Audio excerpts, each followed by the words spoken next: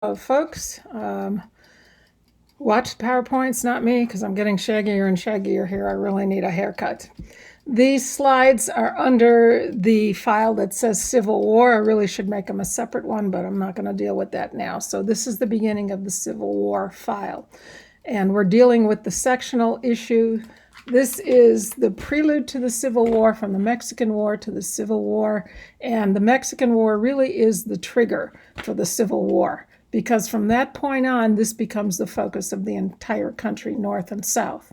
So the questions here are, just like that period between the French and Indian War and the American Revolution, these 13 years before the Civil War created more and more fear on the part of the South that their quote-unquote way of life was going to be attacked. Was this actually justified is another question. No one is thinking of war in 1850. By 1861, we are at war. The same thing with the end of the French and Indian War and the beginning of the Revolution. Everybody called themselves a British citizen until they started turning the guns on each other. So what I'm dealing with in this video is a series of events, step by step, that lead to war. It didn't come falling out of the sky. And the trigger really is the Mexican War. I don't care about the dates, but if you look event by event, almost every year there is some new crisis. So as soon as the craziness dies down, something else happens and everybody starts talking about slavery again. So when we have a huge chunk of territory added to the United States, about 40% of Mexico at the end of the Mexican War, what do we do with the new territory? That becomes the crucial issue in the country. And this is a complicated issue because Mexico had no slavery. Mexico also, and Spain before her, had much better rights for women. So in California, in New Mexico, African Americans, Mexicans, and women had legal rights that they didn't have in the United States. Also, the Constitution protects slavery in the states, but the Constitution says nothing about future states or territory. So nobody knew what to do quite here. The South looks west in this new territory, and it sees a great place to extend slavery. In Texas, Louisiana, of course, we had already done that. The North looks west and sees a great place for independent small farmers to expand and all those immigrants coming in. They have no common ground.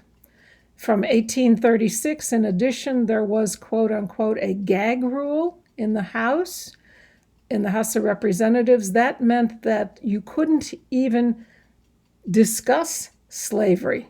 They could not debate slavery. They were gagged.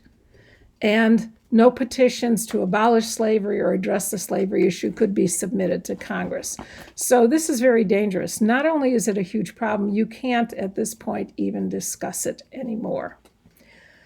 The second slide, first slide is a series of events, the three questions. Second slide deals with the beginning of these events, okay? And the first thing that happens right at the beginning of the Mexican-American War, 3 months after the war starts, is a new political party, the Free Soil Party, which is just what it says. Its entire platform is ending slavery. Free soil, free men. Pennsylvania Democratic Representative David Wilmot proposes the Wilmot Proviso. This was not passed, but it's a good indication of the turmoil in the country. And he proposed, catch this, no slavery and no free African Americans in the new Mexican territories. Not only do we not want slavery, we don't want Black people at all. So that just shows you it's not just the South.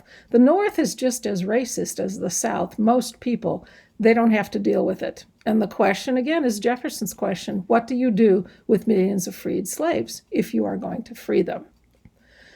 Okay, this proposal was defeated, however, and all across the country there are debates. The Virginia legislature debated the issue of a proposal And a grandson of Thomas Jefferson brought up the proposal, Thomas Jefferson Randolph, to free all the slaves born after 1840 when they got to be 21 years old. Part of his proposal, of course, was once they reached 21 years old, ship them back to Africa.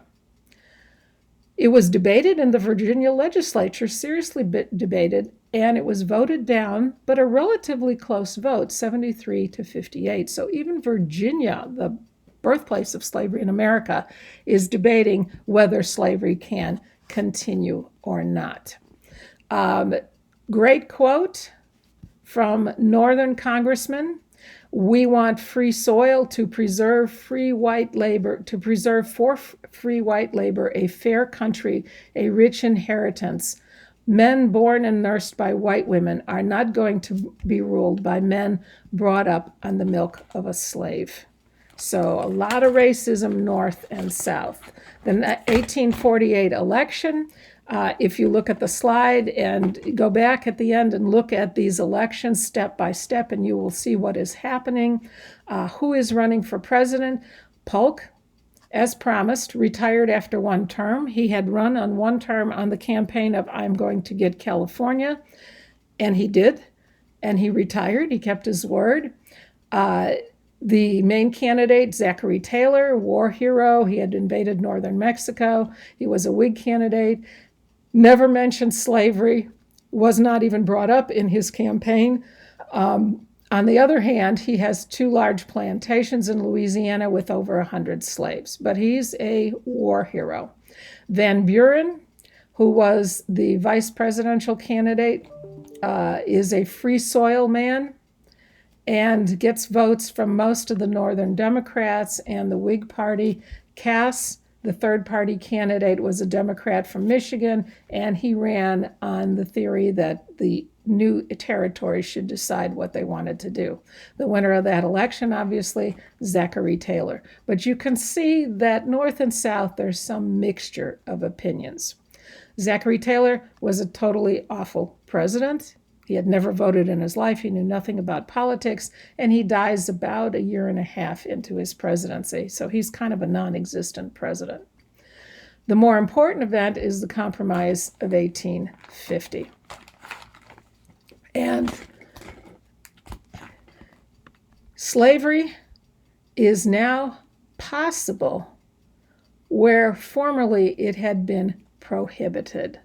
Up until 1850, whenever a northern state or a southern state asked to join the Union, new territories, you had one from the opposite area joining. So in the Senate, the votes were balanced.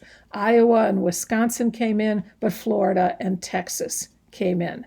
Now in 1850, California applies. Why did they apply? Because in 1849, gold was discovered. There's a gold rush. And within a year, California has not 5,000 or 6,000 Hispanic citizens, but she has 250,000 Anglo citizens. What happened to the Hispanics? They lost everything. Their land claims were not honored, and pretty much they lost everything, all their legal claims.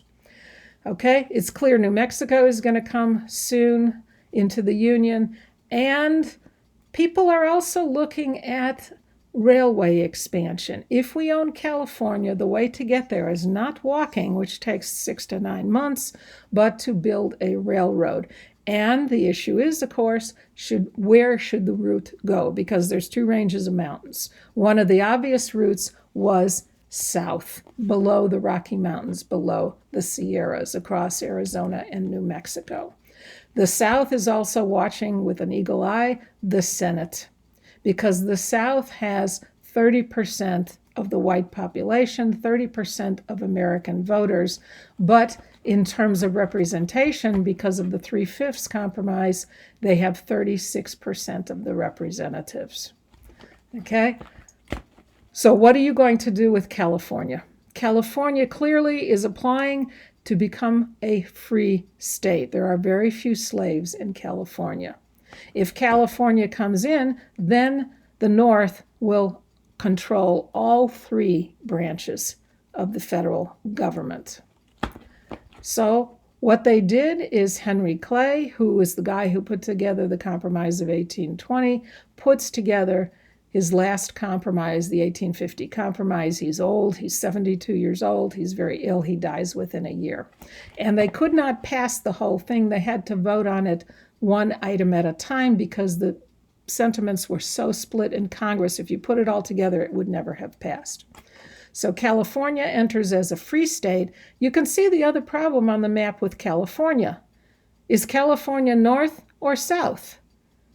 California today has this problem. LA can't stand Northern California. Northern California can't stand Southern California. California is both. That was another issue. So California will come in totally as one unit as a free state because there were no slaves there, very few. New Mexico and Utah would come in as they voted. So they let New Mexico and Utah decide themselves to come in slave or free. Part of the compromise, you have to give something to the South if you're going to give California to come in as a free state. And the U.S. government would pay the war debts of Texas as long as Texas dropped its New Mexico land claims, and that worked out fine on both sides. The other part of it is more interesting, that in the 1850 compromise, the slave trade in Washington, D.C. would be ended, not slavery itself, because that's protected in the Constitution, but the slave trade, the buying and selling of slaves. That's why in 12 Years a Slave, when you see that movie and he's first captured into slavery and beaten in that prison dungeon thing, the camera pans up, and what do you see in the background? You see the Capitol building in Washington, D.C. Solomon and his friends had to be smuggled out of Washington, D.C. You could not buy and sell slaves in Washington, D.C. when he was captured. The other part of it, besides ending the slave trade, why do we care? You could go down the road 5 miles and buy a slave in Maryland and Virginia, because who lives in Washington, D.C.? Foreign diplomats, embassies, all kinds of international people, important people from around the world come. You don't want slaves being auctioned down on the corner. It's a purely PR move, but it's for the North. For the South, they passed a new fugitive slave law. In the Constitution, it protects the right of an owner to go and recapture his property, even if it is in a northern free state. In the new fugitive slave law, now U.S. agents and average citizens had to help return, quote unquote, suspected slaves that were in Northern Territory. Of course, these African Americans have no trial, no rights, no testimony allowed. Very difficult to prove you were free and not a slave. Where are your papers? Your papers disappeared right and left, and it was very difficult to prove. Look at the problem. Solomon took 12 years trying to get out of it, and he was an educated man. So the difference now is that, unlike in the past, where owners and slave catchers could go into the North and recapture escaped slaves, now Northern citizens are also serving to help slave catchers. Federal officers were paid $10 if a slave was returned to the South, and $5 if they were free or could prove they were not slaves. So here there's a huge incentive to return slaves. They make twice the money. Reaction in the North was furious. Some northern states immediately passed laws to nullify, to cancel out the new slave law. And the actual numbers, it turned out to be a huge PR disaster for the South. The South was pleased with this. It gave them something, but it boomeranged on them. The numbers actually show that in the 10 years before the Civil War, only 200 actual suspected slaves were arrested. 30 were later freed by the courts because they could prove they were actually free. 15 just flat out escaped. And of the rest, most of them, the slave catchers would put them in the local jail overnight before they headed south, and vigilante groups, extra-legal groups in many small towns in the North would break into the jail, free the slaves, and send them north on the Underground Railway. So this fugitive slave law recaptured almost nobody in the end and created bitter, bitter feelings north and south. Okay. If you look at a very interesting slide The fifth one down there, it is a poster. Look at it carefully because it is a poster in Boston, in a northern state, not to capture slaves, because those kind of posters were all over the South, but to warn free African Americans that slave catchers are out looking for them. So this was a very, very interesting poster and pretty common in northern states. Okay, I'm moving on to slide 6. Uncle Tom's Cabin, which is the next couple of slides as well, a few illustrations from the book, is published in 1852. First of all, it was serialized in a magazine and later came out in a book form.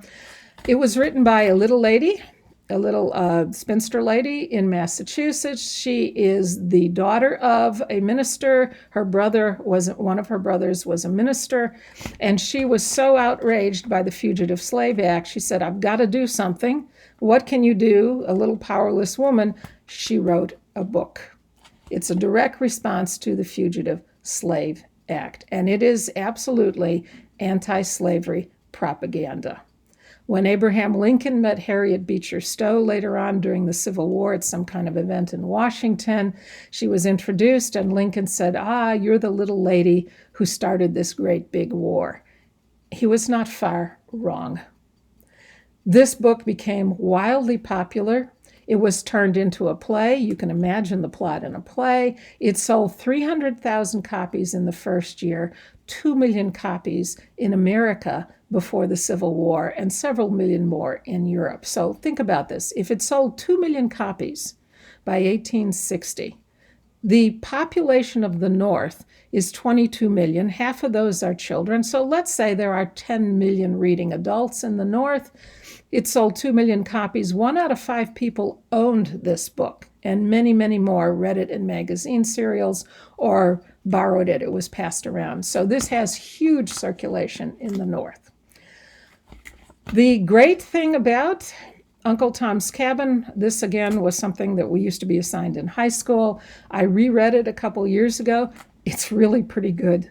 It holds together as a really gripping novel, and the best thing about it is not a stereotype. It covers all kinds of people. There are good whites and bad whites. There are good slaves and bad slaves in there as well. You have all types of people in that novel of masters and slaves, including runaways. Now, the basic plot is Uncle Tom is a slave on a plantation in Kentucky. He has a family. He's been there all of his life, but his master incurs some gambling debts, and he has to pay off the debts, and he sells some of his slaves, including Uncle Tom. So Uncle Tom goes through a series of owners, each time going further and further south. He is sold down river. He finally ends up on a Louisiana plantation, and you can see in that double slide there, some of the plantation is run by a man named Simon Legree, horrible, horrible slave owner, terribly bad and physical punishment to his slaves on a daily basis. He's raping some of his women slaves. A couple of them run off. They can't stand it anymore. And Simon Legree comes to Uncle Tom and says, you know where they went. Tell me where they went. Uncle Tom refuses to tell him, and Simon Legree beats Uncle Tom to death. As he's dying, the son of his former owner shows up miraculously, remember this is fiction, on the plantation trying to buy Uncle Tom back and take him home. But it's too late. He's been beaten to death. As Uncle Tom dies in his arms, he says, forgive him, master. He don't know what he's doing. So clearly the metaphor here, remember this is the daughter and sister of ministers, Uncle Tom is Jesus. No matter what happens to them, he never blames anybody else. It's always forgive them, turn the other cheek. So Uncle Tom has come in English to mean a person who doesn't resist, a black person who goes along with white rules, basically. Black on the outside, white on the inside. In my generation, the term was an Oreo. There are probably other terms today for that. Wildly popular book. Of course, the book was immediately attacked. Oh, it's all untrue. It's not true at all. Harriet Beecher Stowe foresaw this, and at the end of the book, she put a bibliography.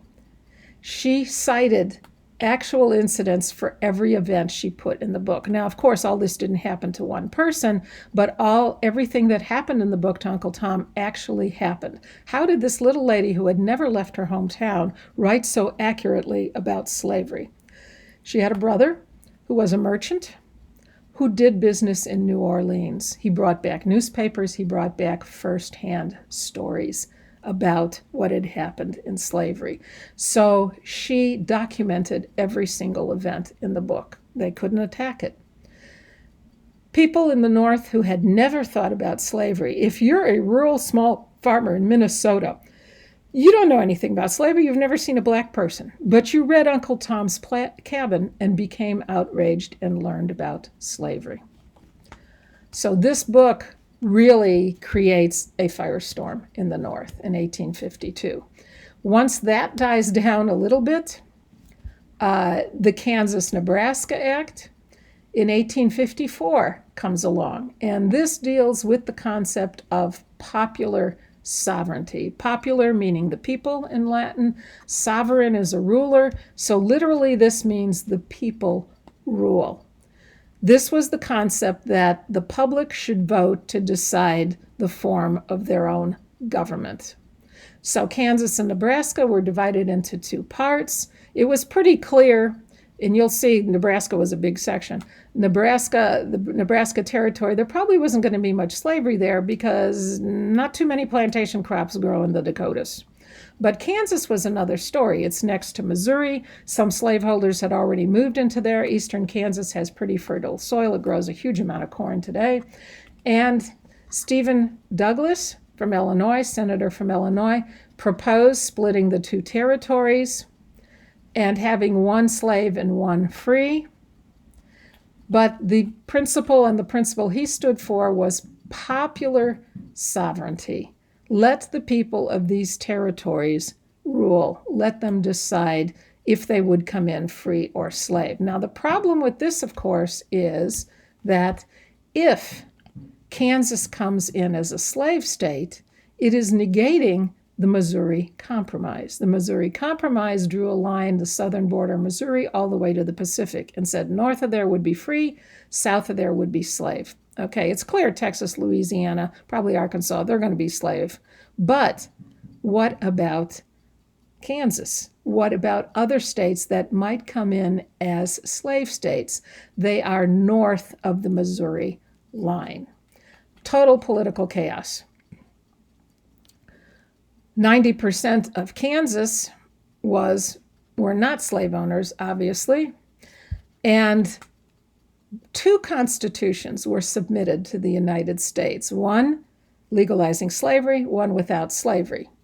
President Buchanan, who's president at the time, recognized the pro-slave government because he was afraid if the free soil government was accepted, the South would vote Democrats out of office. The Whigs split over this. They split permanently. The Southern Democrats became the Democratic Party. The Northern Whigs and the Northern Democrats became the new Republican Party. Congress was in turmoil. On the ground in Kansas, Bleeding Kansas or Bloody Kansas. What happened in Kansas for 10 years until the Civil War starts, and after that, there is, as they called it, a small-scale civil war.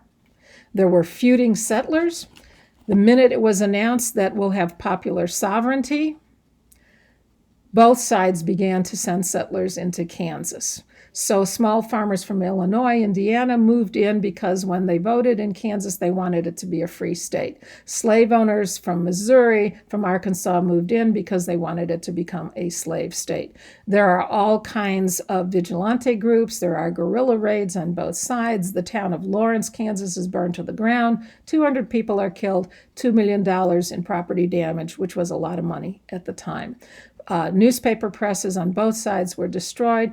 It is absolutely chaotic in Kansas. In the middle of this, you have a guy who shows up from upstate New York with a small army Of 7 of his sons, I'll talk more about it later, 2 sons-in-laws, 12 other abolitionists, he freed 27 slaves, took them to freedom.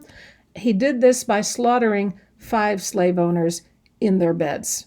They were hacked to death, and their families with swords in the middle of the night. Most of the slaves were taken to Canada and freed. That man's name, he's going to show up again, was John Brown. The results of 10 years of chaos in Kansas, the 2 competing constitutions in 1857, the Senate and Buchanan voted to accept the pro-slave Constitution, but the House rejected it. So what happens? Nothing. So it stays unaccepted. It stays as a territory until 1861, when the war starts. Kansas applies again and is accepted as a free state. When the Civil War started, the writing was on the wall. Slave owners in Kansas immediately packed up their slaves and left the state because 90% of the population were Northerners. Where did they go with their slaves? Big surprise, Texas. They moved to Texas. Kansas had a grand total of 2 slaves in the state when it joined the Union. What is the importance of Kansas? It proves popular sovereignty, which sounds like a great idea, will not work. There will be a small-scale civil war every time you try popular sovereignty. Democracy is a great idea, but in this case, you couldn't let the people vote. There would be bloodshed and chaos for years in every single case. So I'm going to stop there. We will pick up the other elections, Dred Scott and the Lincoln-Douglas debates, and move into the Civil War next time. Stay safe and well. Thanks.